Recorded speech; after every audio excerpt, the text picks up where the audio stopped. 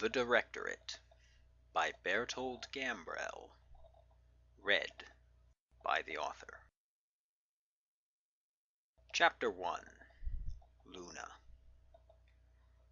Luna made Lieutenant Teresa Gannon nervous.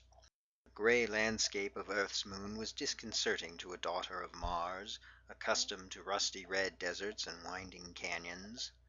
Coming here was always a physical as well as cultural shock to her. Compounding her anxiety was the fact that this visit to Luna meant a trip to high command in the Directorate district. Visiting HC was never a pleasant experience, as it was sure to involve making a report to superior officers or, worse yet, Directorate bureaucrats who had never ventured farther than the white neo-brutalist buildings that housed their offices. Her shuttle, the IDS Alert, hovered low over the ashen ground and touched down on a wide black and yellow landing platform set slightly below the surface, inside a large round depression. In the passenger chamber, the safety belts retracted, and Gannon stood even before the machine voice chimed in to inform them that all personnel were cleared to disembark. She looked around at the other members of her unit. All were wearing their white dress uniforms save for Captain Hartman at the front of the craft. The tall, pale woman who commanded them was clad in a dark blue uniform that signified her combat veteran status.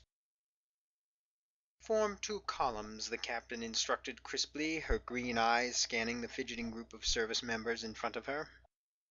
"I know many of you have not been here before, so bear in mind that they care about their protocols here.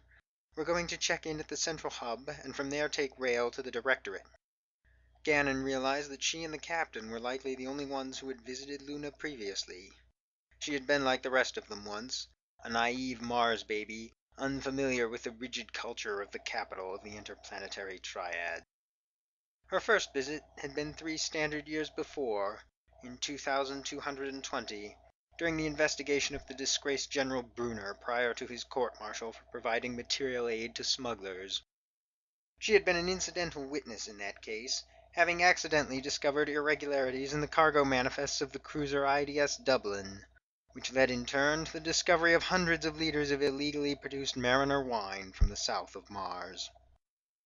As they exited the shuttle into the long docking station, she glanced towards the omnipresent information screen spanning the length of the wall.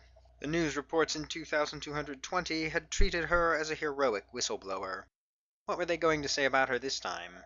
For that matter, what were they going to say about this whole situation when it came to light?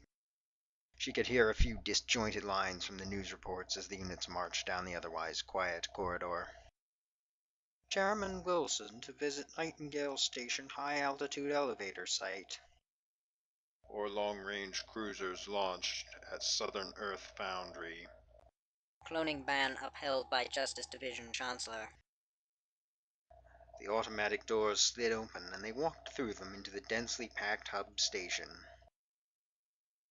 The circular hub had shuttle entry bays on one side and entrance portals for the nuclear-powered monorails on the other. In between, spread across the white floor, were information kiosks and vending stations, among which service personnel, scientists, business people, engineers, and other citizens moved about.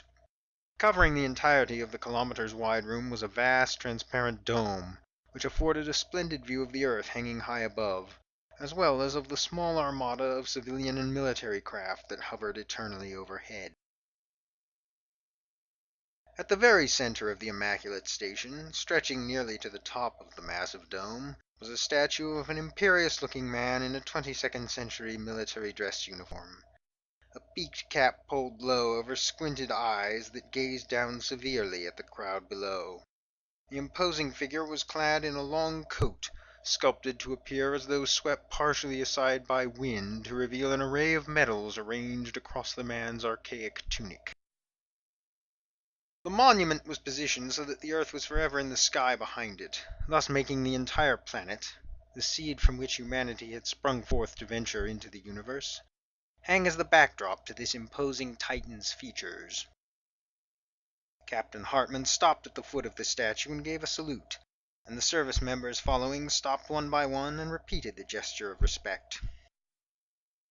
Even if the Colossus were not an icon to all of humanity, it would have commanded attention merely by virtue of its size and bearing.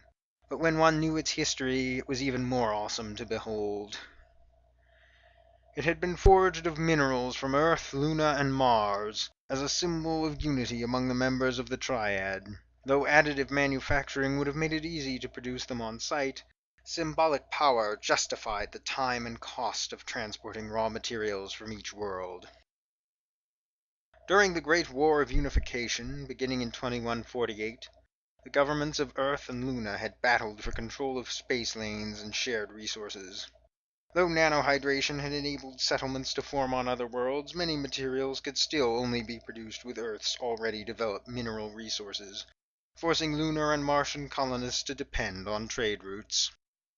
Alleging that adaptation to the alien environments of the other worlds had left the inhabitants malformed, Earth governments had claimed superiority over the settlers, and used this to justify discrimination.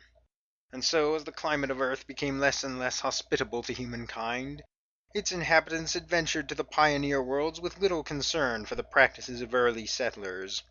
The powerful Earth fleet had enforced the supposed superiority of the mother race at the point of a gun. After years of conflict, Admiral Cannongieser, himself a man of Mars, had taken control of allied lunar and Martian forces and beaten back the aggression of the Earth fleet. Millions died in the battles, but Cannongieser ultimately forced them to surrender.